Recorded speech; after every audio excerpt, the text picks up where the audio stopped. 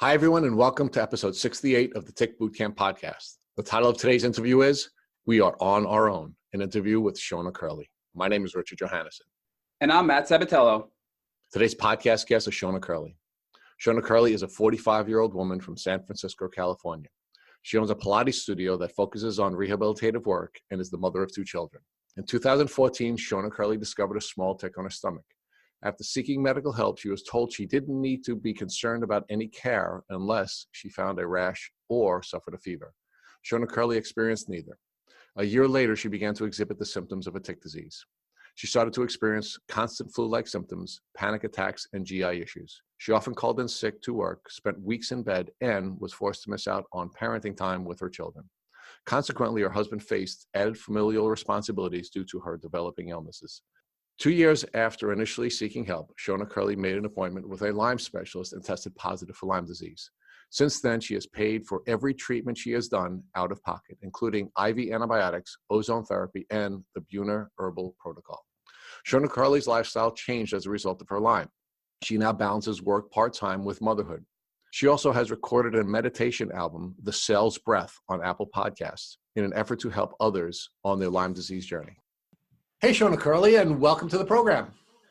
Hi, thank you so much for having me.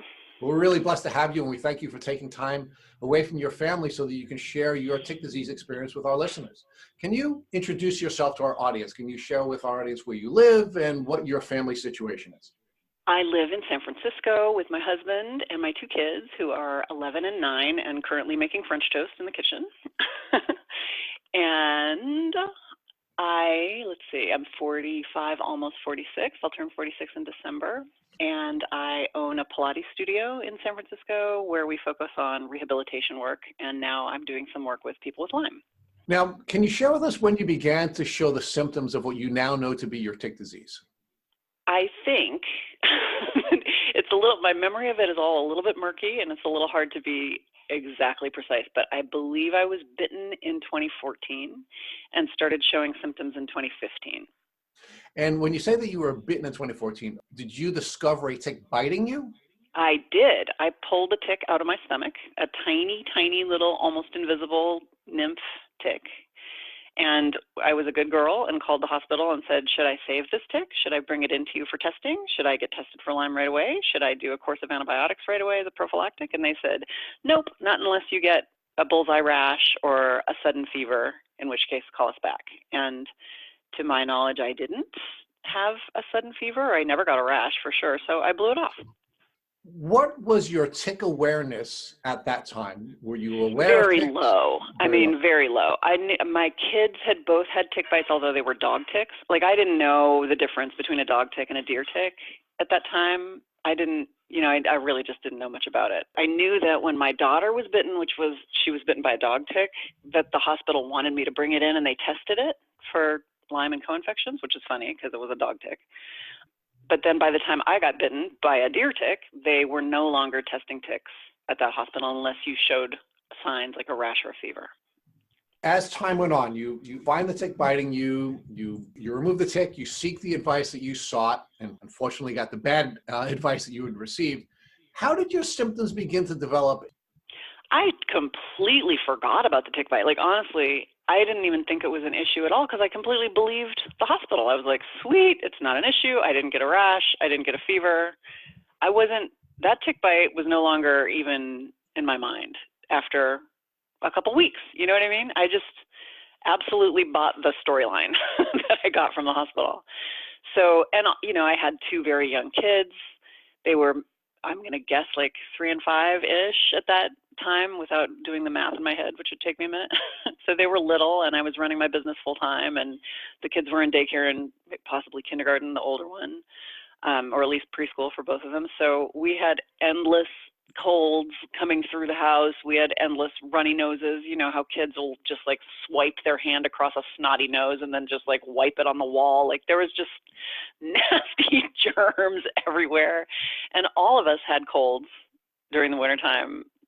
So first of all, it's really hard for me to look back and say at what point my symptoms were Lyme related. because at the time I wrote them all off as not getting enough sleep, working too hard, trying to deal with 2 kids, and the kids bringing home bugs from preschool. So it took maybe a year and a half before I started to feel like, why am I sick all the time? Like, why do I never not have a cold? Or if I don't have a cold, I don't have a cold for like 2 days and then I get another one. Like it was at least a year post tick bite before I started to feel like, okay, this isn't normal. Like what's going on? You know? So and at that point I got some homeopathic treatments. I started taking some, immune boosting mushroom tablets and taking more echinacea and stuff like that. But it took me a long time before I started to have like a deep sense in my body that I was very unwell. I mean, it took at least a year and a half post tick bite before that really started to happen. And all throughout that year and a half, I was fighting viruses. And I actually think that the fact that I was fighting those viruses and that the kids were little and that I was running a business and not sleeping so well at night with getting up and down with the kids, I think that did contribute to being susceptible to Lyme. So I think there very much was an overlap where one was the same as the next in a way. Like all of those different pathogens were sort of lowering my immune response and were all a part of my symptom picture. But it really took like a solid year and a half before I was like, oh, okay, I'm scared. It took me a while to get scared.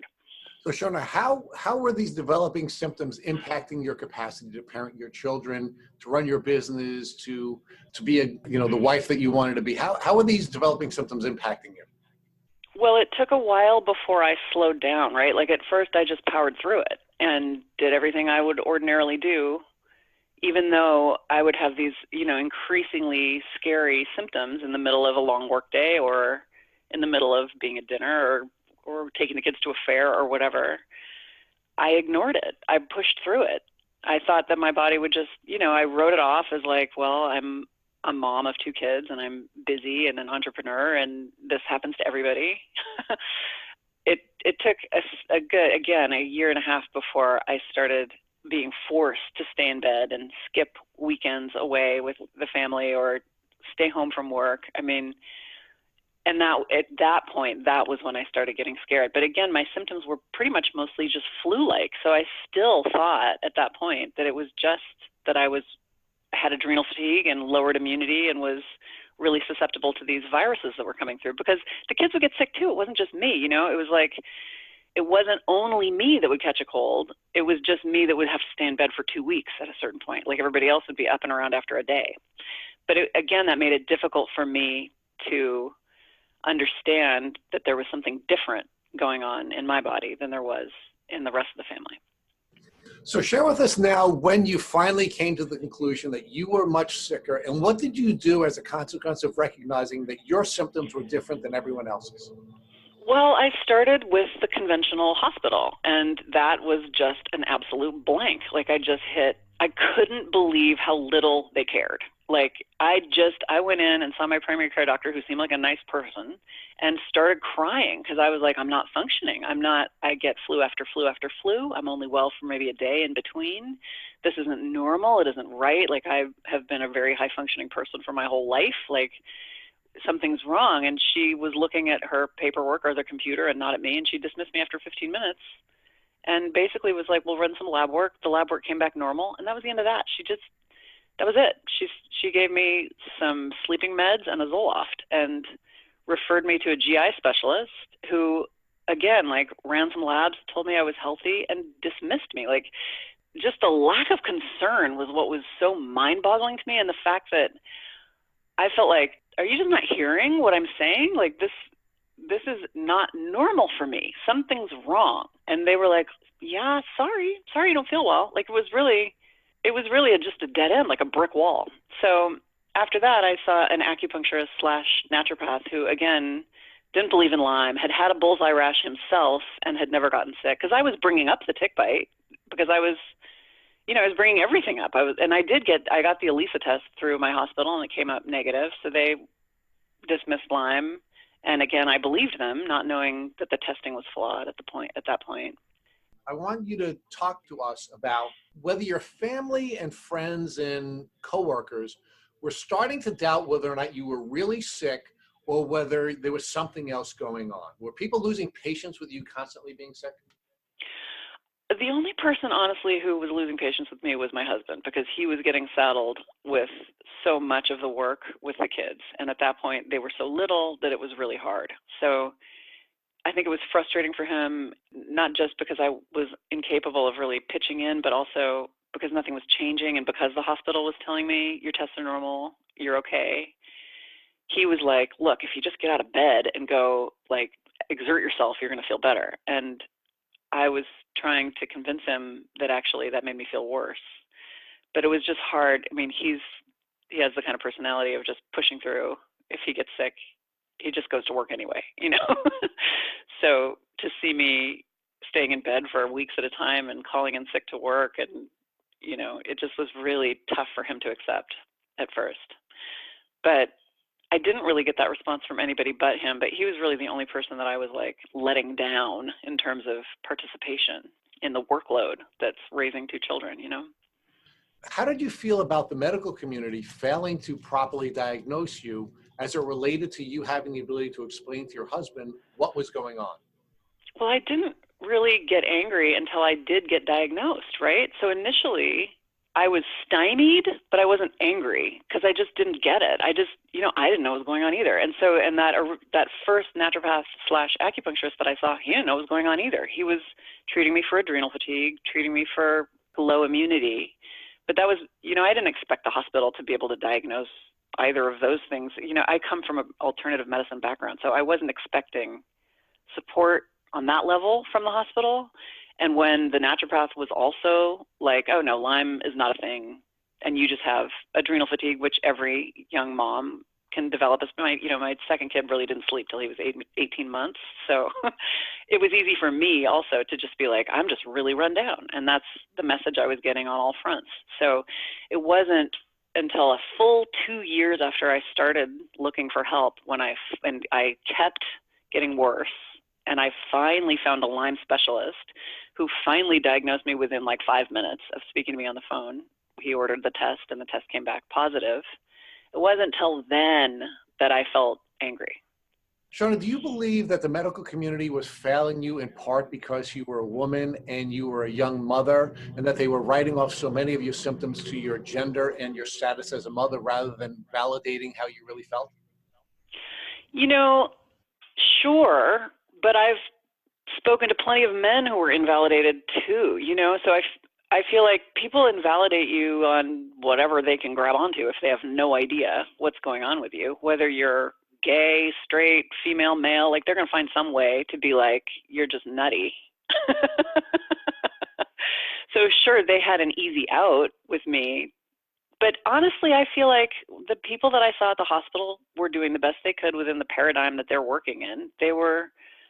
All they're trained to do is dole out pharmaceuticals and do testing. And they did the best they could within that paradigm for me. It just didn't have anything for me. They did not have a diagnosis. They did not have a treatment for me. So there was nothing they could do. So it's a failure on a massive scale worldwide. I mean, I think the only country that I know of that's really doing a good job with Lyme is Germany, right? So if we don't live in Germany, it's a worldwide lack of understanding of stealth pathogens and how they manifest in the body. So at this point, I don't take it personally. It's a changing time. The stealth pathogens themselves are evolving, and it's only the people on the forefront of medicine who are really smart who understand it. I mean, I think it was easy to blow me off because I was a young mother, but I think they blow everybody off because they just have no idea. I'd like to explore that with you a little bit further. Why do you believe doctors in the traditional community like to use whatever it is that they're going to define as the vehicle for invalidating people rather than trying to explore other options? Because they don't have the training or expertise to explore other options, honestly, unless you're seeing somebody who is a researcher or a specialist and who's outside of the mainstream. Like, the people that I went to see initially in the conventional medical system, they had 15 minutes to spend with me. They had a certain panel of tests that they were authorized to run on me, and they had a certain panel of pharmaceuticals that they were authorized to offer me based on the test results. That's it. That's all the training they have. They're not trained to look deeper. They're not trained to do further research. That's not their job, honestly. They're pharmaceutical dispensaries based on the testing that the insurance companies will cover them running on you, you know? So we can't expect anything more from them at this point until at a higher bureaucratic level, the testing improves and the treatment options improve. It's not going to get any better. And that, it sucks for the 4 million Americans that have Lyme disease at this point. We are on our own, essentially. We need to pay out of pocket for specialists who have the time and capacity to do deeper research and who charge us out of pocket for the treatments that actually work. That's our only option right now. And so, I mean, it just is a bad time to get a tick bite. But I do believe it will change. I think it might take another 20 years, but I do believe that people getting bit by ticks in 20 years will have better options than we have at this moment. Shona, if you had to say, how much money do you think you've spent on your Lyme disease treatment above and beyond what your insurance covers? So my insurance covered nothing. So absolutely everything is spent out of pocket. And are you including the lost income from not being able to work full time for the last 5 years? Absolutely. Hundreds of thousands. Because I have been working for a while, I couldn't work at all. And I'm only back to half time now. And every single treatment I've ever gotten, I've paid for in full out of pocket. And Shona, above and beyond the flu and the typical sickness that you were having early on, what additional symptoms did you get as your disease progressed? Anxiety, sound sensitivity, panic attacks, racing heart rate, intense, extreme chronic GI upset, nausea, diarrhea. I lost 20 pounds, fatigue, weakness, you name it, the gamut, the Lyme gamut. I didn't get pain. That was the one thing I didn't get. Maybe because I don't think I have Bartonella, but yeah, I didn't get pain. Did any Western doctor ever think Lyme disease? No. Did any Western doctor ever give you a diagnosis that you felt was actually accurate? No. So now that you've been going to all these doctors, it sounds like you've gone to a variety of specialists. What brought you to your Lyme litter doctor that you found, who was your naturopath? Absolute luck and intuition, like luck, honestly. I mean, and I do feel lucky in that it only took me 2 years. I have friends, it took them 15, I think I got lucky. So I wound up, the first acupuncturist and naturopath that I saw was just baffled. Like, he found a couple of parasites. We treated them with herbs. They went away, but I didn't believe it because I still had symptoms and I was blaming them all on the parasites. And I had all these food allergies. I could barely eat anything. And so he referred me to this guy in England. Or actually, no, that's not even true. He didn't refer me. I found a link online that was about the parasites that I had that led me to this guy in England. And I did a couple of Skype sessions with him because he was prescribing these like triple antibiotic doses for, I had like Dianthomeba fragilis and Blastocystis hominis. I can't believe I remember those names. But yeah, I had those weird, but I think at that point I didn't even have them anymore. I think the herbs actually worked, but I just didn't buy it and there was this link online that was like, these are, and I think the person that created the link probably actually had Lyme herself because she had been trying to treat these bacteria and having like all of the Lyme symptoms and nothing was working. And she referenced this doctor in England. I wound up speaking to him. He was an allergist and he recommended that I go on the LDA injection therapies for food allergies. Lowdose antigen, I think it's short for, LDA. I researched it and I found a clinic that was within walking distance of my house that offered it. So the first naturopath that I saw there was not Lyme literate, did not think I had Lyme. I spent another 6 months trying to treat allergies and thyroid with her, which is pretty much a waste of time.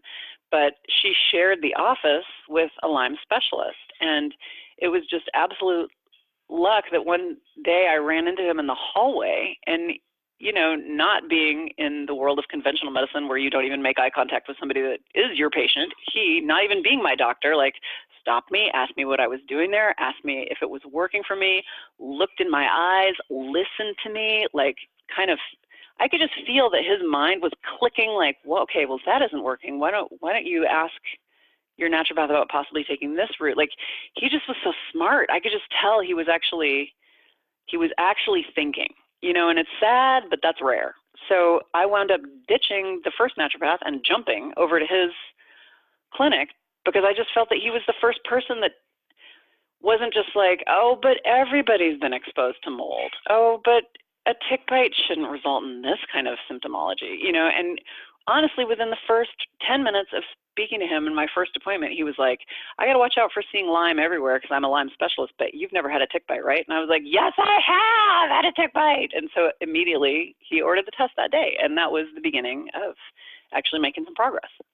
Shona, what's the difference between low-dose antigen therapy and a vaccine? So, we understand they have some commonalities, but they're really not the same thing. Well, vaccines don't treat allergies, right? So low-dose antigen therapy, as far as I understand it, and I don't understand it very well because it didn't work for me, it just flared my symptoms, so I just moved on.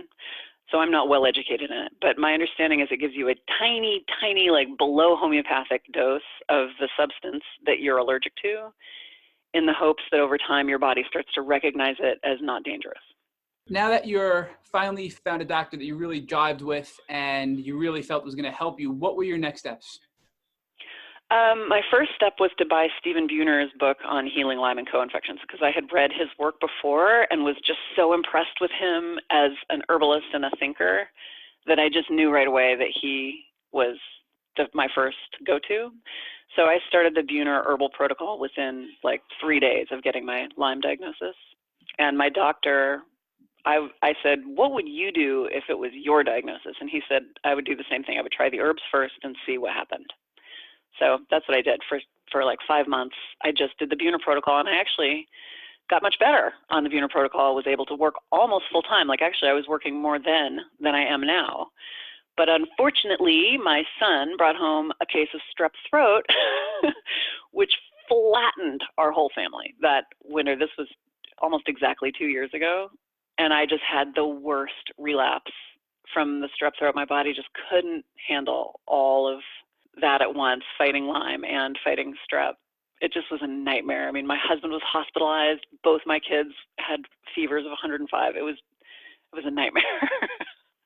And honestly, I feel like that goes back to that picture of like having young kids and having stealth pathogens. It's just too much. Your poor body is like, dude, I can't deal with all this. It's just way too many crazy viruses and bacteria and parasites all at once. So at that point, I went on IV antibiotics. Shona, can you describe for us when you started the Buhner Protocol, were you buying these herbs individually and taking them yourself individually? I decided to, yeah, even though I knew there were companies that sold them in packages. I'm just kind of a hippie. I made all my own tinctures. I've got drawers in my office full of soaking ginseng and astragalus right now. I've been making the tinctures ever since for the last 2 years. And I wanted to, my body was really sensitive. So I didn't want to just put a pile of herbs in because then I wouldn't have known if there were one that was causing a bad reaction. And it did turn out there's one herb. Of course, it's the only herb that actually kills Lyme, the andrographis, that I did have a bad reaction to. So as per Stephen Buhner's suggestion, I made all the tinctures myself, and I developed kind of an intuitive dosing protocol for myself that I didn't have a bad reaction to. And that's what I'm still doing. It's a lot cheaper. If our listeners wanted to follow in your footsteps, how would they actually create these tinctures using the herbs they're procuring? It's not hard, honestly. You can just Google how to make a tincture online. What I do is I get a big mason jar. I fill it with about 1/4 of the powdered form of the herb. If you use whole leaf or whole root, you have to do like 1/2 at least, or maybe a little bit more. But if it's the powder, it's finer, obviously. So you just fill the mason jar up 1/4 of the way, and then you get really good quality booze. Like I get, I forget the name of it, but some kind of high quality vodka, and you fill the mason jar up all the way to the very top, screw the lid on, shake it up, and leave it for 8 weeks.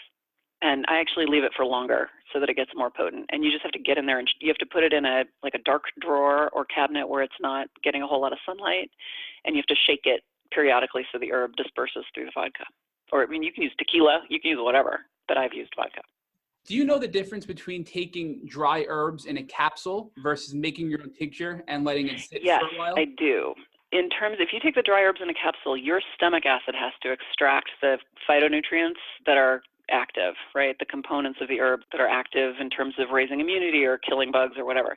So if you have stomach acid that was as compromised as mine when I first got sick and I could barely digest a tomato, then the tinctures are a lot, although some people can't handle the alcohol in the tinctures. So for me, for whatever reason, the alcohol wasn't really an issue, but digesting the capsules was. So it's just, for me, it was a whole lot easier on my GI to take it in tincture form. And you can buy the tinctures. Woodland Essence is a wonderful company. Mountain Rose Herbs is another really wonderful company. They both do Lyme tinctures, and they do them in alcohol and glycerin, a non-alcoholic form. So I don't know how to make your own tinctures in glycerin. All I know is how to make them in alcohol, and because that worked for me, that's what I did.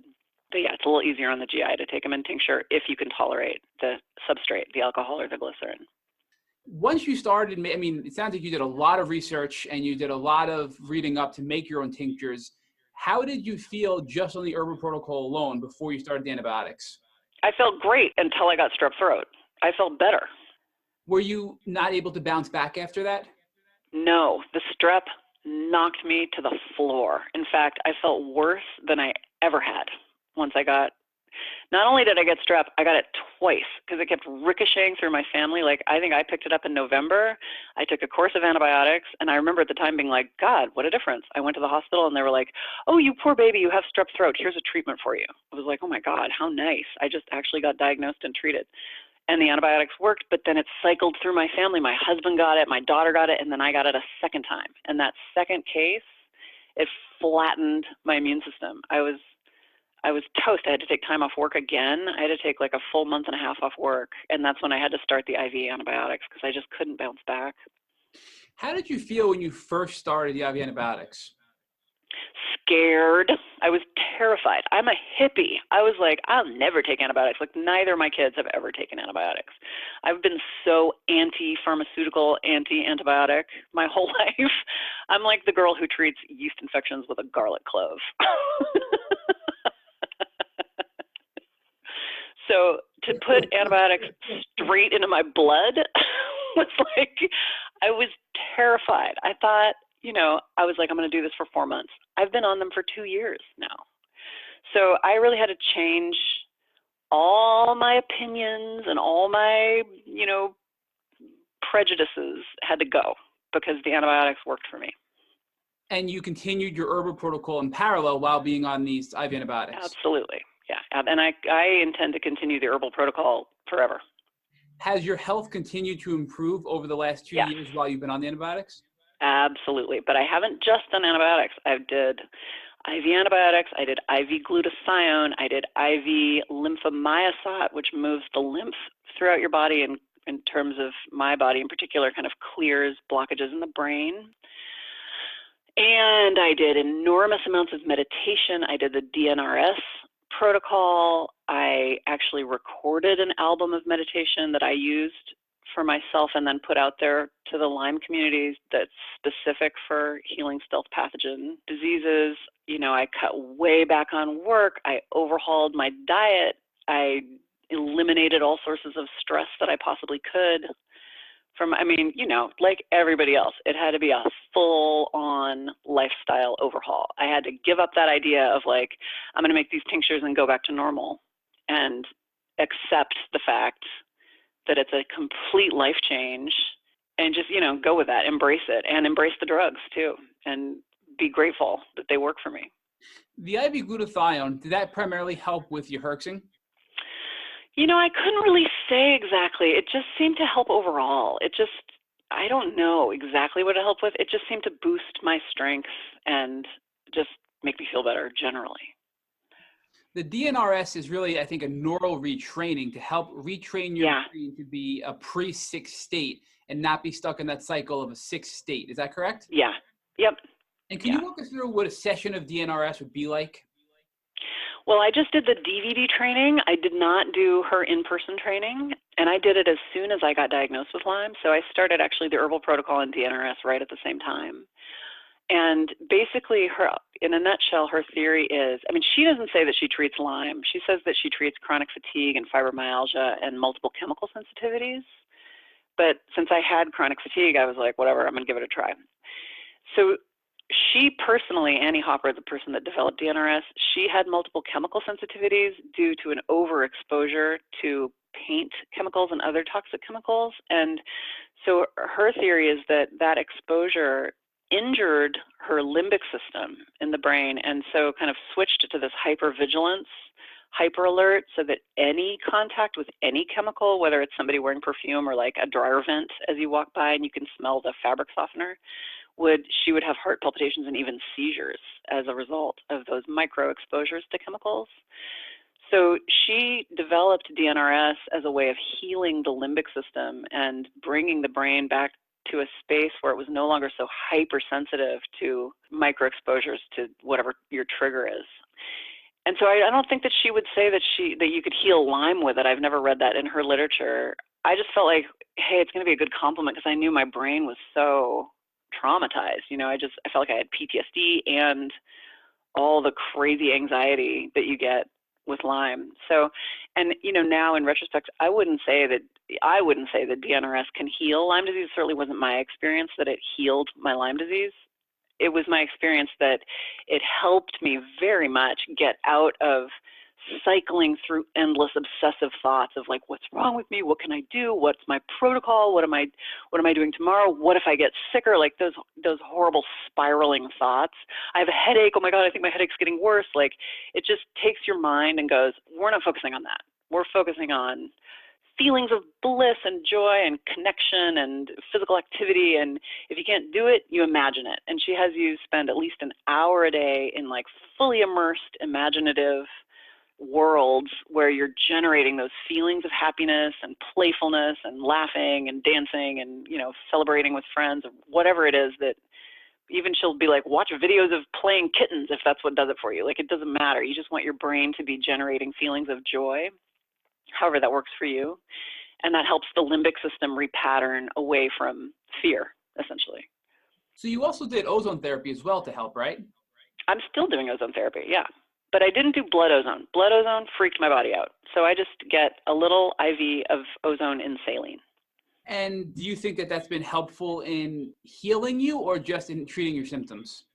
I think it's been helpful in terms of healing me. Ozone is honestly the one thing I've ever done where as the IV drip goes in, I feel really good. It's even if I'm feeling crappy, as that thing drips into my body, I go, oh, I feel great. So I don't know why, honestly, who can say, but it's had that effect. Why were you concerned about doing blood ozone directly? I wasn't concerned. I tried it, but I wanted to commit suicide for a full week afterward. And I'm not even kidding. I had the worst brain herks after doing blood ozone. And I was like, never, okay, A, it's $1 bazillion. And B, it makes me feel like I want to slit my wrists. So not an option. Is it brain herks just an increase in your neurological symptoms? Yeah, it was just anxiety to the point where I just wanted to crawl out of my body. Like I couldn't stand being in my own skin. And it was like 7 days before I normalized. So you also use an infrared sauna. Has that been helpful in getting... I love it. Yes, I love the infrared sauna. I just did it yesterday. Yeah. Did you actually buy one for your home? No, because there's one not far from my house that it's big and I can actually do yoga lying in it. So that's my routine. I go once a week. I sweat to the point where it feels like every cell has been squeezed like an orange. And it's just pure bliss. I love it. I love that sauna. The ones where you like zip yourself up in a sauna sleeping bag at home, I get that maybe that works for some people, but that sounds really claustrophobic and uncomfortable for me. How effective has CBD oil been for you? Meh. I could take it or leave it. I don't like taking it internally. It bugs my belly. So I use a salve if I ever have pain. But the kind of pain that I have, I think is really not Lyme related. It's just, I was a dancer for 20 years and I got a funky hip. So if that flares a little, I'll use CBD oil on it and it's really helpful. But CBD internally never really did anything for me besides make my stomach upset. Have you tried medical marijuana? Yes, it makes me feel stupid and paranoid. Have you tried any other therapies? And we've talked about a lot. Is there anything that we've missed that you've tried? Well, right now, I just started doing high-dose vitamin C, and I'm hoping actually to transition off the IV ceftriaxone through the use of the IV vitamin C. And I tried a Rife machine, my God, but that was a disaster, an unholy mess. though I'm still, like I said when we spoke earlier, I'm really open to possible other options in terms of frequency medicine. Just the Rife machine was not the right choice for me. It was a disaster. Many of our guests have had success with the Rife machine. Some have had just really no reaction at all, and others have had negative reactions to it. Can you explain to us exactly how you responded negatively to it?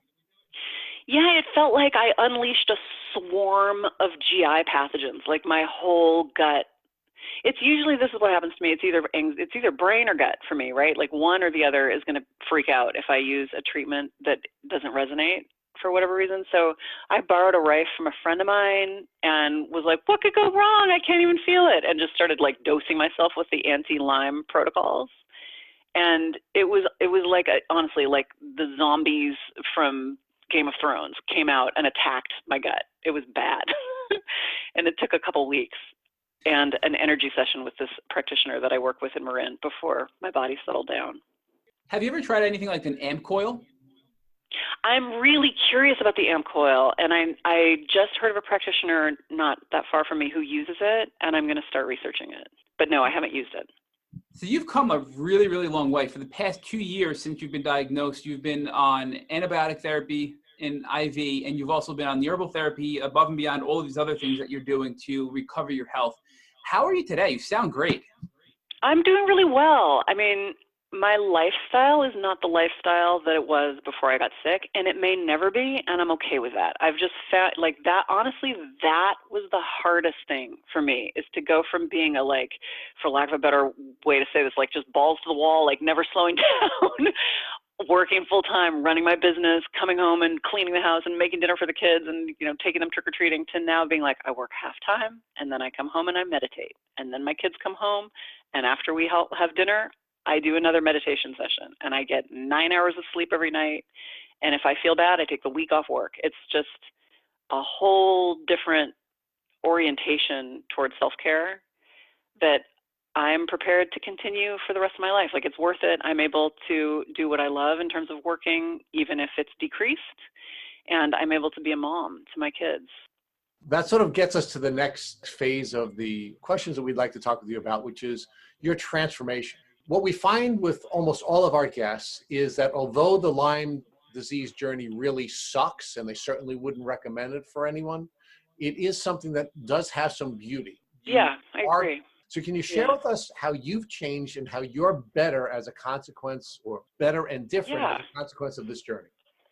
Well, the first thing so my training in terms of work is in experiential anatomy, dance, and therapeutic movement.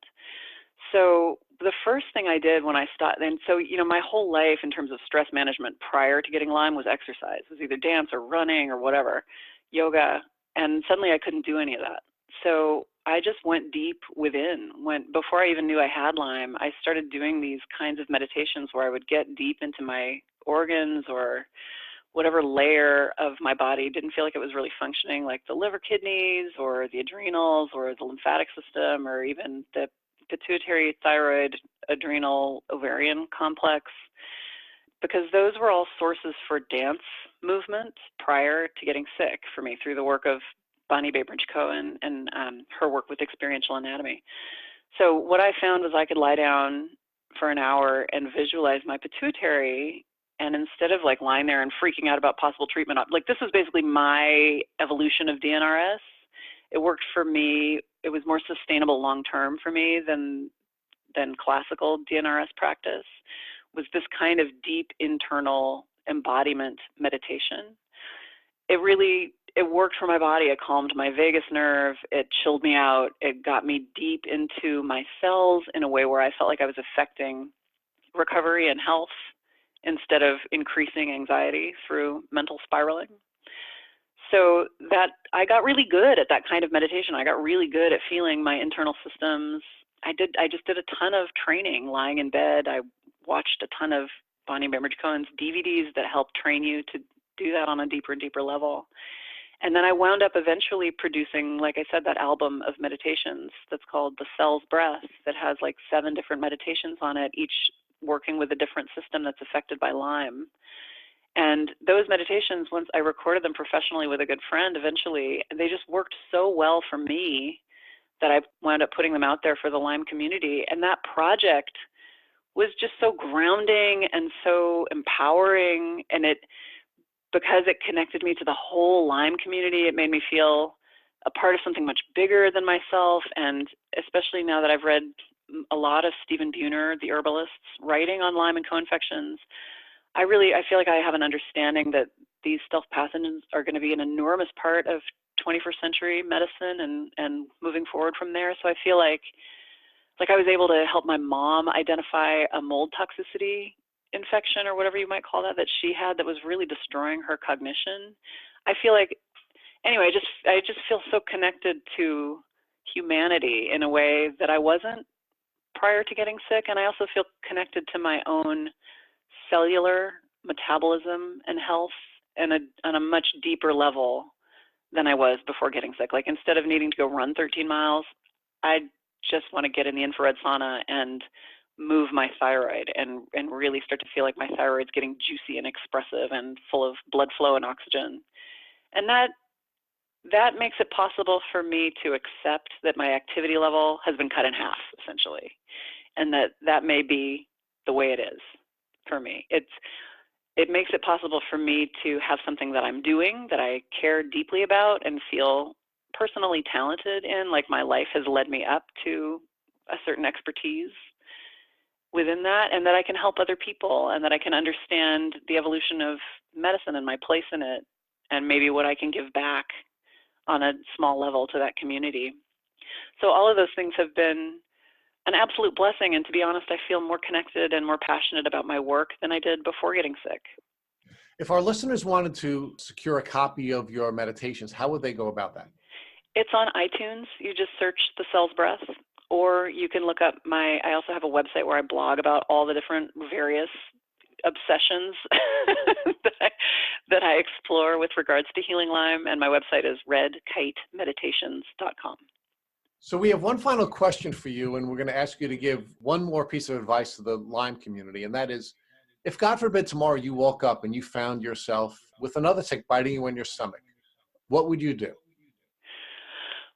My God. Well, I would pull the tick out with a pair of tweezers and put it in a Ziploc bag and send it off to testmytick.com to find out immediately what all of the pathogens were that the stupid thing was carrying, which that's the one thing you can do that's going to save your butt, right? Just find out right away what you've been exposed to.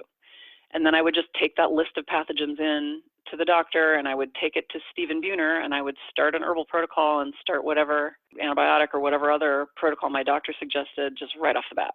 Just right away. Don't waste any time. Thank you for listening to the Tick Bootcamp interview with Shona Curley. To our listeners, we have a call to action. First, if you'd like to learn more about Shona Curley and her tick disease journey, please visit her Instagram at redkitemeditations.